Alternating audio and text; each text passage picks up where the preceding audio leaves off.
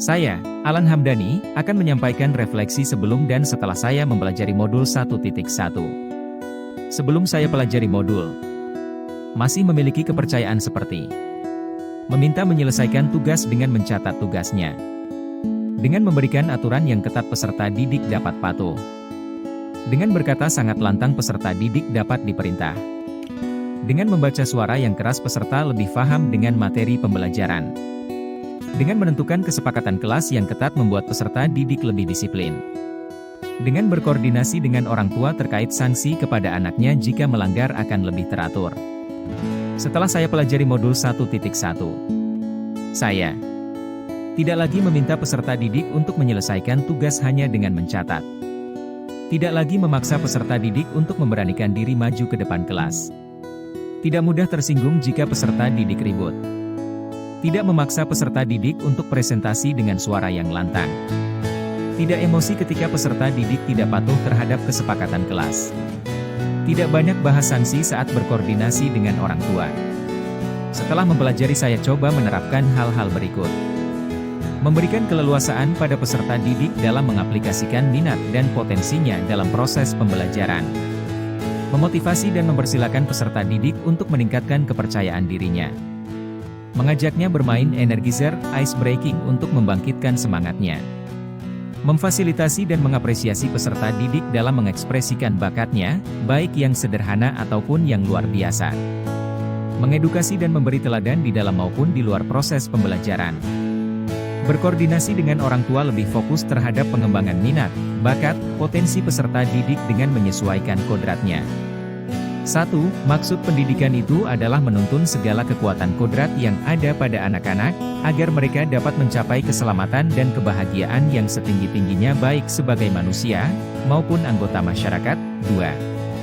Manusia merdeka adalah manusia yang hidupnya lahir atau batin tidak tergantung kepada orang lain, akan tetapi bersandar atas kekuatan sendiri. Maksud pengajaran dan pendidikan yang berguna untuk kehidupan bersama ialah memerdekakan manusia sebagai bagian dari persatuan rakyat. 3. Bermain adalah salah satu kodrat anak. Budi pikiran kognitif, cipta, perasaan, emosi relasi, rasa, kemauan, kehendak, karsa, pekerti tenaga, perilaku, karya, bakti, raga. 4. Pendidikan yang berpihak kepada anak. Bebas dari segala ikatan, dengan suci hati mendekati sang anak, bukan untuk meminta sesuatu hak, melainkan untuk berhamba pada sang anak. Pokoknya pendidikan harus terletak di dalam pangkuan ibu bapak karena hanya dua orang inilah yang dapat berhamba pada sang anak, dengan semurni-murninya dan seikhlas-ikhlasnya, sebab cinta kasihnya kepada anak-anaknya boleh dibilang cinta kasih tak terbatas. 5. Bukan tabula rasa, anak bukan kertas kosong yang bisa digambar sesuai keinginan orang dewasa, anak lahir dengan kekuatan kodrat yang masih samar-samar. Menebalkan laku anak dengan kekuatan konteks diri anak dan sosiokultural. 6. Budi pekerti, watak, karakter adalah bersatunya, perpaduan harmonis, antara gerak, pikiran, perasaan, dan kehendak atau kemauan sehingga menimbulkan tenaga, semangat. 7. Pendidik ibarat petani. Seorang petani, dalam hakikatnya sama kewajibannya dengan seorang pendidik, yang menanam jagung misalnya, hanya dapat menuntun tumbuhnya jagung, ia dapat memperbaiki kondisi tanah, memelihara tanaman jagung, memberi pupuk dan air, membasmi ulat-ulat atau jamur-jamur yang mengganggu hidup tanaman padi dan lain sebagainya.